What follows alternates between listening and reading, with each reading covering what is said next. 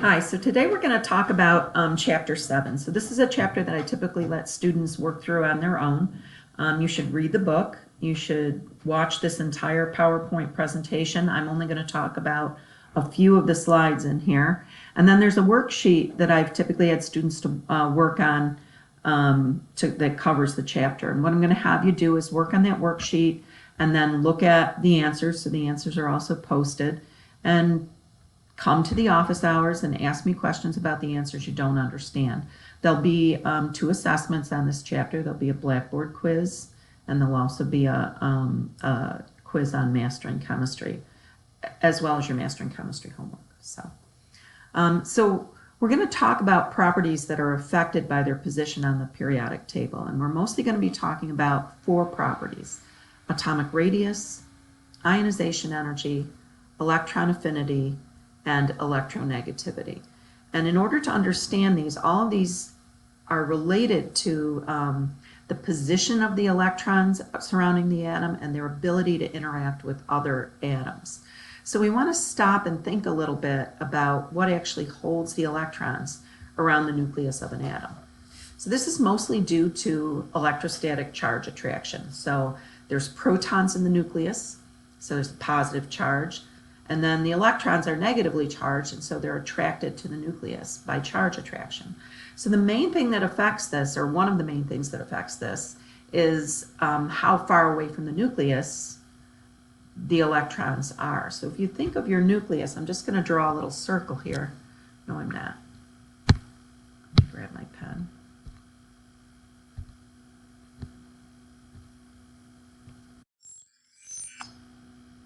Right, so if you think of this as being my nucleus, and my electrons are in these principal energy levels that are a little bit further away from the nucleus, then if I have all my positive charge in my nucleus, if I have an electron that's in one principal energy level versus an electron that's in another principal energy level that's further away from the nucleus, it's going to be held on more loosely. So the further away the electron is from the nucleus, the weaker it's held. Now, what affects this is the principal energy level that the electron is in. So remember, that number for the principal energy level told me something about the distance that orbital was from the nucleus. And what I typically see is, as I move down a group, the elements in that group are all putting their last electron in an orbital that's further and further away from the nucleus, and so it's held on less and less tightly. So another thing that will affect it is what we refer to as effective nuclear charge. So effective nuclear charge is what we talk about, the strength of the nucleus to attract the electrons. So when you have atoms that have a lot of electrons in there, they're attracted to the nucleus, but they're also repelled by the other electrons that are surrounding them. And so we can diminish the charge that they feel towards the nucleus by looking at how many other electrons are there. So the nuclear charge in an electron experience depends on how far away it is, but also this effective nuclear charge, the other electrons that are kind of interfering with its ability. We call that ZF, for Z effective. So Z is the atomic number, S is the screening constant that's related to the number of electrons that are closer to the nucleus or than the electron that we're concerned with. So another thing that's going to affect this is that as I move across a row on the periodic table, the number of protons in the nucleus is building up.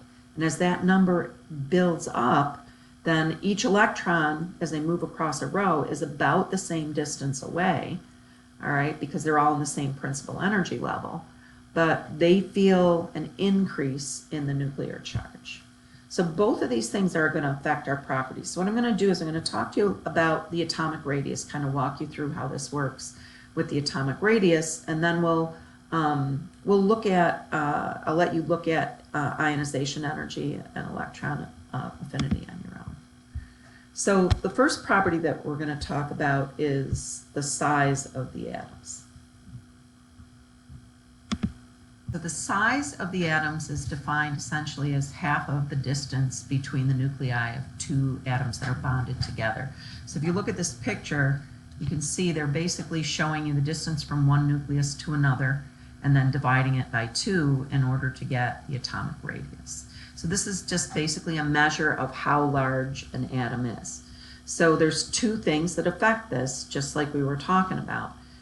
All right, so when I move from left to right across a period, so I'm going from group 1 to group 18, the size of the atoms actually tends to decrease. It is not a big change, but it is there. So a lot of times people would just assume that because the atomic number is getting bigger, that the size of the atom will get bigger, but that's not true. So this is one of those cases where I'm building up charge in the nucleus.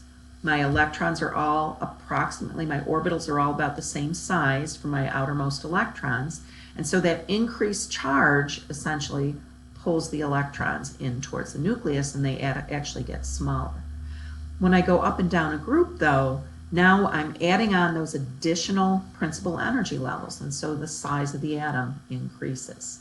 So the trend is basically to show that it decreases when I move to the right and it increases as I move down. Now atoms also form ions, okay? So ionic size basically depends on the same types of factors, but what we find is that the size of ions is different than the size of the atoms that they come from. So cations, which you remember are positive ions, they're going to be smaller than the atoms they came from because they've lost an outermost electron, and so their repulsions are reduced. So when you lose electrons, then the atom gets smaller, just kind of like losing weight, right?